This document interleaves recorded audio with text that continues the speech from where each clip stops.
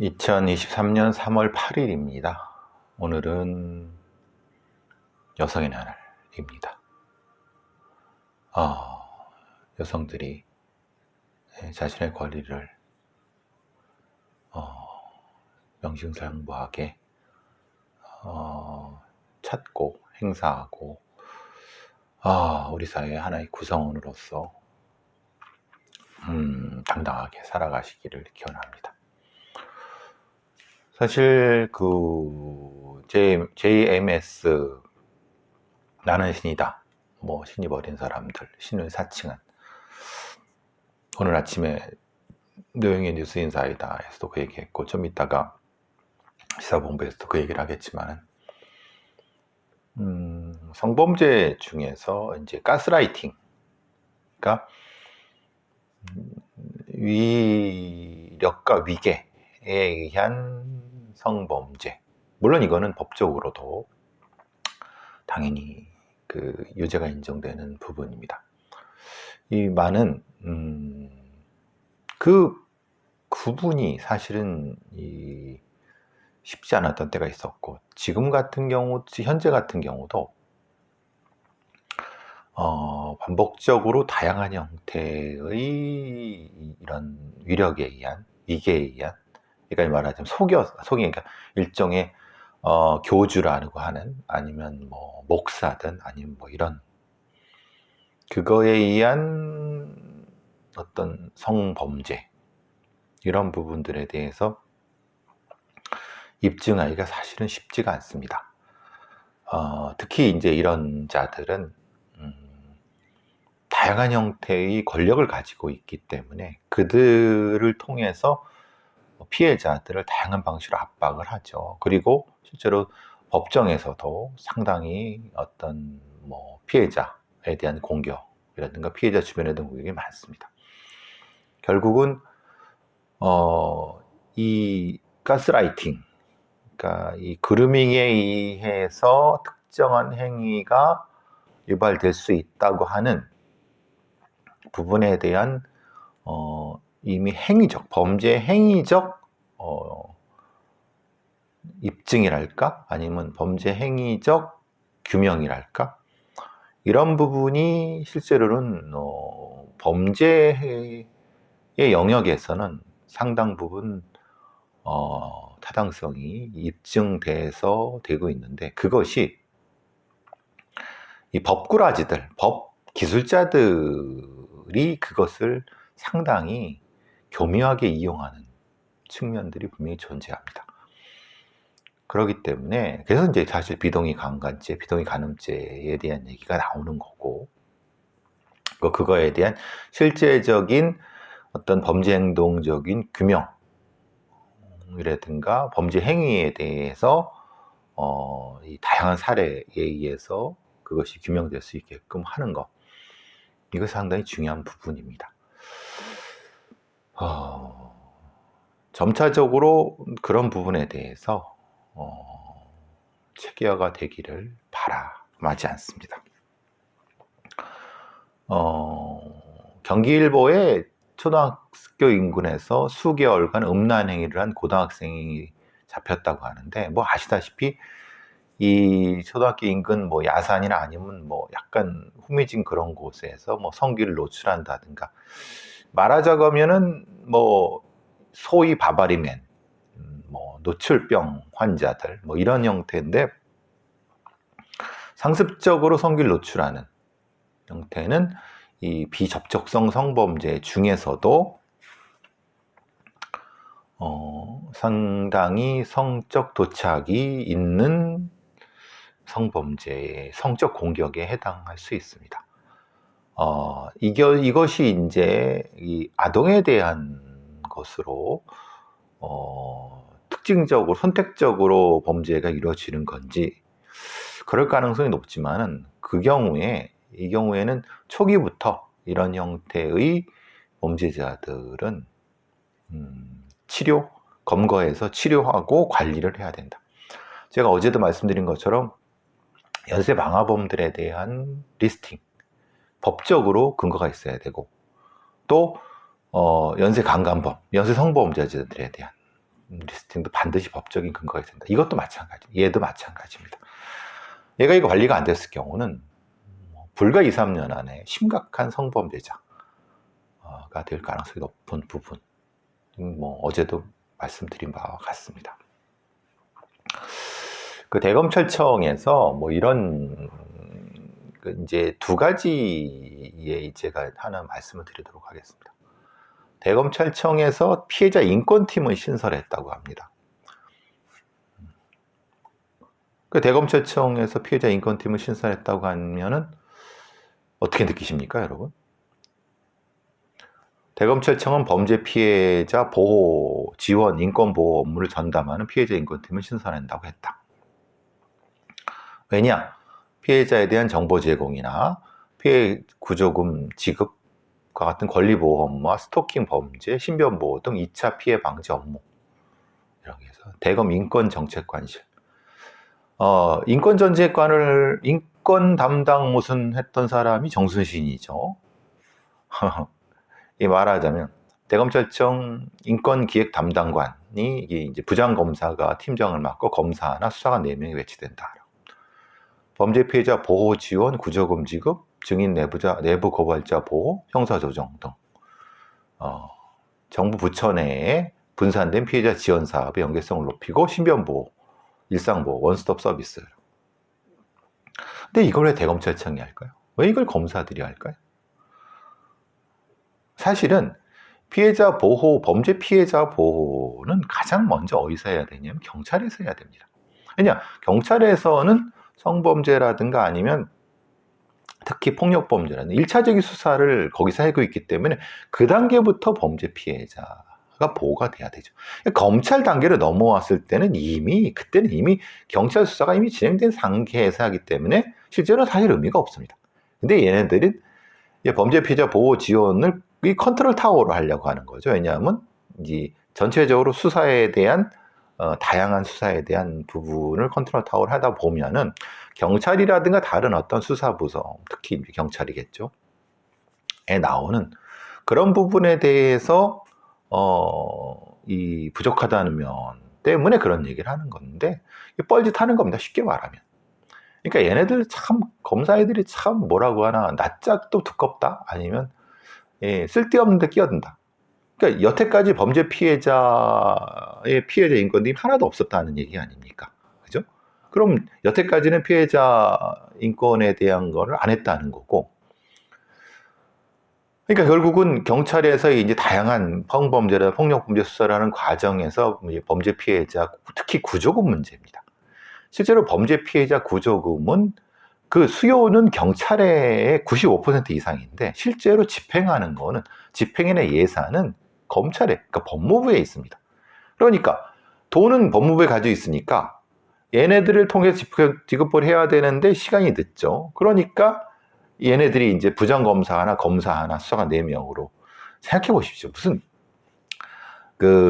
이 부장검사 하나와 검사 1명, 사실 이것도 웃긴 겁니다. 아니, 검사들이 공소유지를 하는 게 맞지. 이거는 실제로는 이 담당하고 있는 피해자 인권을 담당하는 사람들의 전문가들이 해야 되는 걸 또 검사애가 와서 또 감나라 배나와라.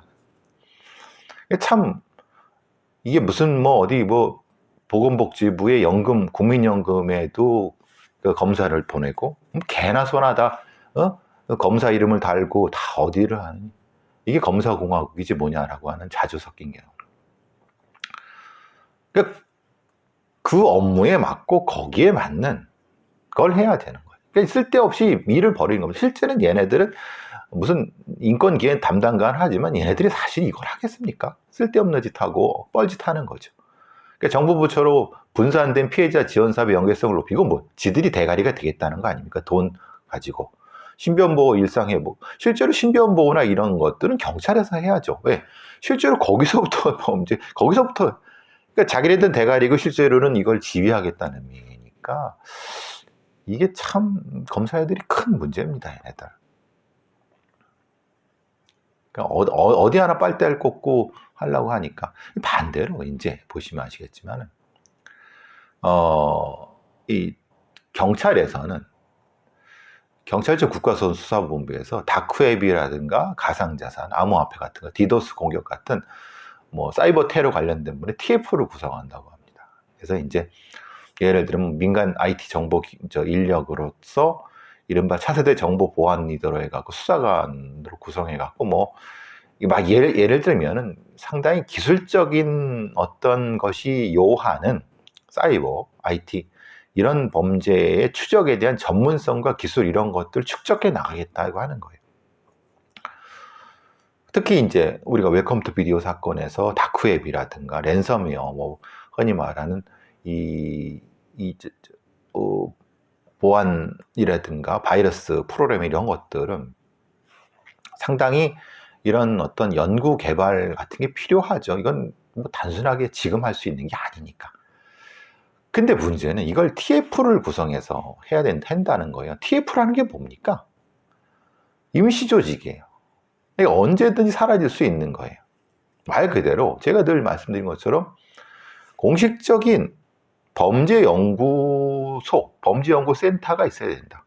그 말하자면 미국같이 FBI 내에 국립폭력범죄분석센터를 두고 거기에 사기범죄 아니면 폭력범죄 중에 어떤 범죄, 성범죄 중에 어떤 범죄에 대한 연구, 기법연구라든가 수사기법연구를 통해서 하고 그거를 실제적으로 수사관들과 공유하면서 현장에서 쓰일 수 있게끔 하는 이게 중요하거든요. 특별 대응으로 이게 이제 연계 조직인 거죠.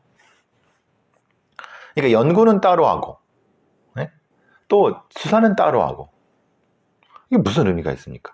그러니까 이제 TF가 아니라 정식의 어떤 그 조직으로. 근데 문제는 정식으로 조직으로 하려고 하면 경찰은 임금이 낮아요. 이것도 계급 조직이에요. 이게 웃긴 게 뭐냐면 경찰에 그럼 이 어떤 부서가 있으면 부서의 장은 누가 돼야 됩니까? 계급이니까 팀장이 경감, 또 그 계장이 경정. 얘네들은 대부분 경찰대 나왔거나 아니면 뭔가 이 시험 봐서 올라가는 그 능력도 없고 이선 전문성도 없는 걔네들이 대부분 조직의 수장을 간부를 맡을 수밖에 없어. 우리 이렇게 경찰. 그러니까 이거는 그냥 꼬다는 보리자루식으로 이렇게 되는 거고 실제로는 어떻습니까?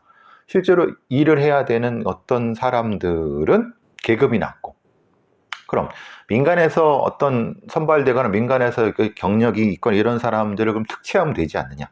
어떤 걸로 특채합니까? 경위로 하나요? 경위 특채 이제 없습니다. 특채라고 하면 기껏해야 경장. 그냥 뭐 예를 경장이 최고이고 보통은 다 박사를 나와도 순경입니다. 그럼 누가 들어오겠습니까? 순경 월급 200만 원 뭐 이 정도밖에 안 되고 경장 월급 200 뭐 몇십만 원밖에 안 되고. 그러면 어떻게 해야 됩니까? 옛날에 이제 박사 특채처럼 경정, 뭐 경감처럼 특채를 해갖고 옛날에는 그래도 1분이 있었습니다. 그 사약 박사도 있었고 뭐 이런 그렇게 뽑아갖고 하려고 하니까 무슨 문제가 되냐? 경찰대나 아니면은 그 기존에 무능한데 시험이라든가 백이라든가 뭐 경찰대 나왔다고 해서 이렇게 승진한 애들 능력도 없고 그냥 목에 힘만 쥐고 다니는 그런 놈들이 비교가 되겠죠. 얘네들이 그 자리가 밀려나겠죠. 그러니까 사실은 이런 조직은 못 만들어요.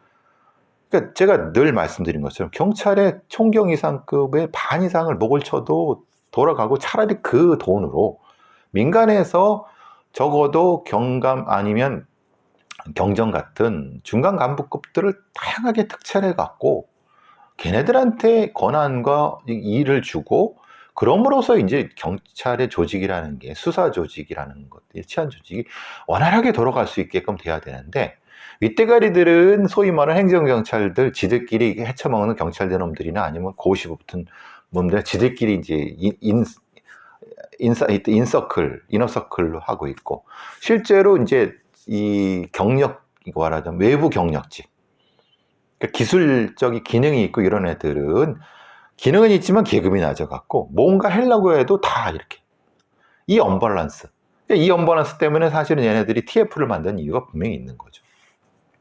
이 골 때리는 새끼들입니다. 경찰 놈들도. 그러니까 검사놈들은 이제 이것저것 다 관여하고 대가리가 되려고 뭘 이렇게 자기들이 할 수도 없고 해서도 안 되는 것들을 이렇게 지들은 돈을 가져가 권한이 있으니까 그냥 빨대를 꽂으려고 하고, 경찰은 똑같은 형태가 되죠. 행정경찰 놈들은 빨대 꽂으려고 하고, 이제 실제로는 이 특채 갖고 오는 애들한테는 아주 낮은 계급을 주고, 그러니까 안 되죠. 그러니까 경찰의 계급 조직을 타파하고 다양한 특채 제도를 하되, 지금 그러니까 다양한 특채 제도를 운영하라니까 이 새끼들이 웃긴 놈들이 특채를 운영하되 박사 이런 거죠. 전자공학 박사나 아니면 뭐 전산이라든가 IT 박사 받은 애들도 뽑으려고 했더니 계급이 경위도 안 돼. 예전엔 그래도 경위 정도까지는 했어요. 제가 아는 범죄통계 박사, 걔도 박사. 예? 근데 굉장히 그것도 없어. 해도 아주 일부야. 해도 또 요즘 경위가 무슨 간부입니까? 일반 도보 순찰 경찰 똑같지. 그러니까 그것부터 사실은 타파해서 조직 구조를 확 바꿔야 되는데, 그건 또 싫어. 지들 모가지가 날아갈 것 같으니까. 애가 왠가 무슨 이런 저 검경 수사권 조정이다 엉뚱한 소리를 해대면서 실제로 능력도 없는 것들이 이제 떼거리로 몰려들어가고 하고, 또 이거를 알고 또 이쪽 검사나 이런 놈들은 그걸 또 이용하고, 이 TF를 합치고 만든 것은 한국인터넷진흥원이라든가 국내 사이버 전문가들 협조를 통해 TF를 만들었대요. 그럼 TF를 한다고 뭘 하겠다는 거예요? 그걸 이제 말하자면 연구를 하겠다는 거예요? 과제로? 아니, TF가 이 조직이 불안한데 누가 그걸 하겠다. 그럼 대부분 어떻게 하겠습니까? 또 연구 과제를 누구한테 주겠죠. 그죠? 그러니까 자기들이 하는 게 아니라 누구한테, 민간한테 또 하청을 주는 거죠. 돈으로. 아무 의미가 없는 겁니다. 이따위로 하고 있는 거죠. 그러니까 근데 이게 이런 형태의 어떤 조직 구조라든가 아니면 이런 걸 기자놈들이라든가 아니면 이런 언론도 몰라요. 사실 알고 싶어 하지도 않고. 그러니까 대충 이게 지금 필요하니까 다크웹 수사 기법 필요하다니까 이렇게 한다고 하지만 실제로 성과도 없는, 있어봤자 조금밖에 없는 거. 사실은 돈은 돈대로 쓰고 돈은 처먹는 놈도 따로 있고, 일은 밑에 애들이 다 싸발려들 또 하고, 이런. 그러니까 정식으로 계급 조직 타파하고 또 이 전문성 있게 재구분을 하고, 수사 경찰과 행정 경찰을 분리하되 수사 경찰의 전문적인 수사 분석 경찰은 수사에 대한 기본적인 백데이터를 하는 스텝 조직은 또 별도의 어떤 정식 경찰은 아니라 하더라도 그것이 대우가 이 보장된 형태로 가거나 이렇게 바꾸지 않는 한, 이따위로 하면 사실은 의미가 없습니다. 대검찰청 놈들이나 경찰청 수사 국가수사본 놈들이나 지들이 이게 최선이라고 생각하죠. 왜냐? 지들의 권한을 내려놓지 않는 상태에서 하려고 하니까 이게 최선이겠죠. 근데 그러면 문제는 이겁니다. 그게 효율적이고 그게 효과고 그게 최선이야? 모르죠.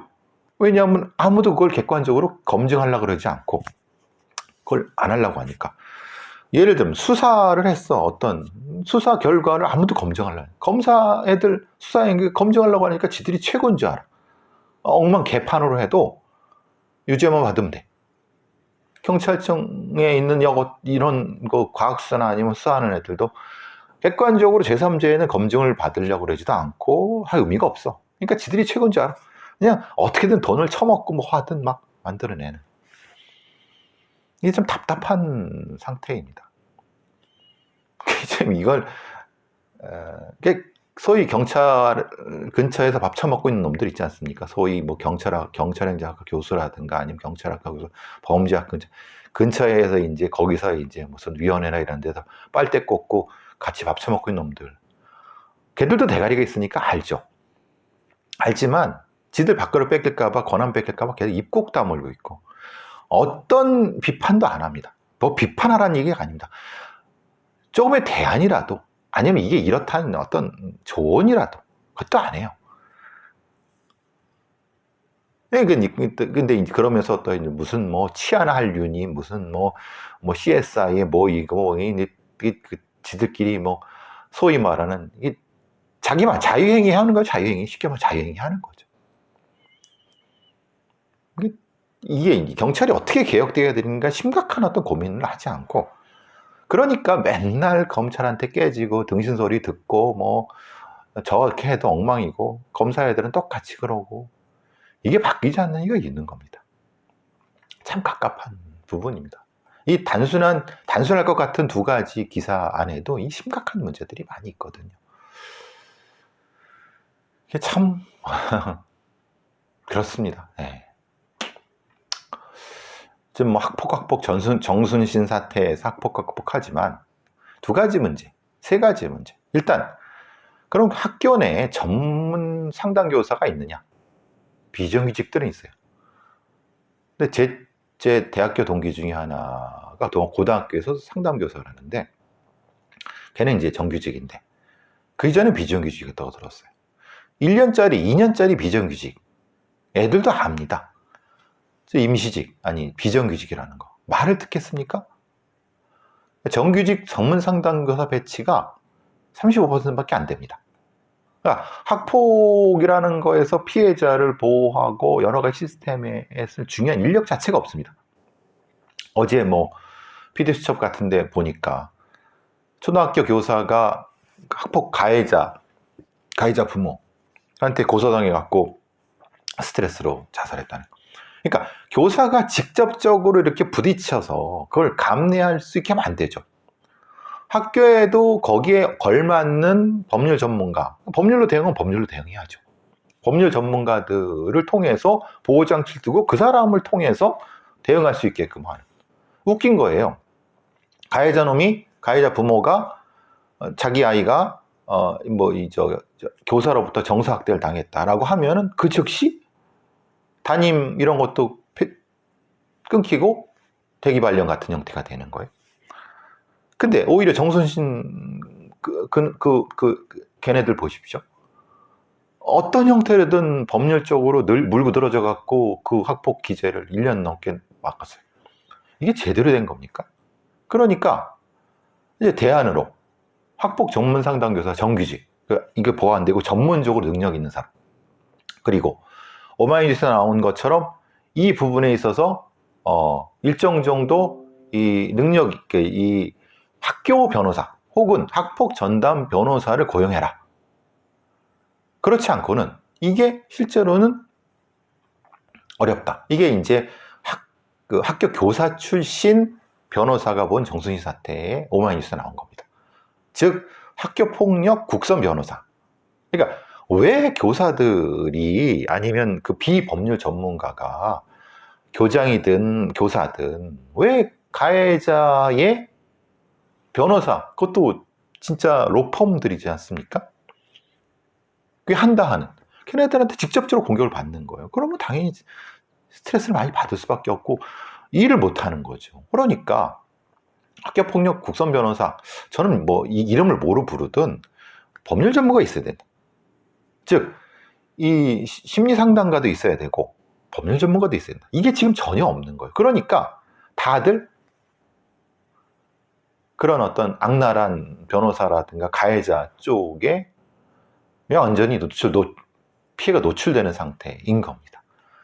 이게 준비가 안 돼 있다는 거예요. 그러니까 제가 늘 말씀드린 것처럼 교육과 교육자치는 우리 헌법의 기본적인 이념입니다. 교육이 헌법에 보장되는 것 자체. 그러려고 하면 학교 내에서 완결되게끔 해라. 그리고 완결 안 되는 거는 바로 법률적으로 가는 거예요. 정순신 사태의 개처럼 아예 거기서 끝내고 그것이 법률적으로 가지 못하게 세워버려. 왜냐면 거기서 끝나게끔 전문가 이렇게 마무리 짓도록. 이게 지금 이 학폭에 대한 부분의 하나의 대안이 될 수 있습니다.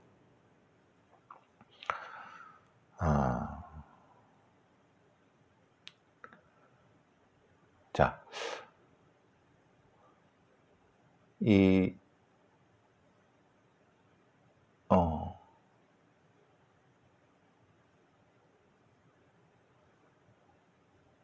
그 신종범죄가 하나 있는, 이거 범죄죠. 집주인 놈이, 그러니까 세입자가 있는 거예요. 그 세입자들의 주민등록번호는 알죠. 그냥 계약서 썼으니까. 그걸 가지고 그냥 고의적으로 그 세입자를 단대로 전출을 시켜버린 거예요. 근데 실제로 가능합니다. 이게 진짜 엉망이에요. 한국에 이런, 그러니까 인터넷으로도 다른 사람의 주민등록번호만 알면 그걸 자기 입력해서 신고만 하면 전출 전이 돼요. 이게 심각한 문제는 뭐냐면, 아무리 이 우선 변제권이 있다 하더라도 세입자 보호법에 따라서, 부동산 임대차 보호법에 따라서, 근데 자기가 아니라 누군가에 의해서 전출이 돼 버리면 권리를 못 받아요. 근데 이놈들은 이걸 안 거예요.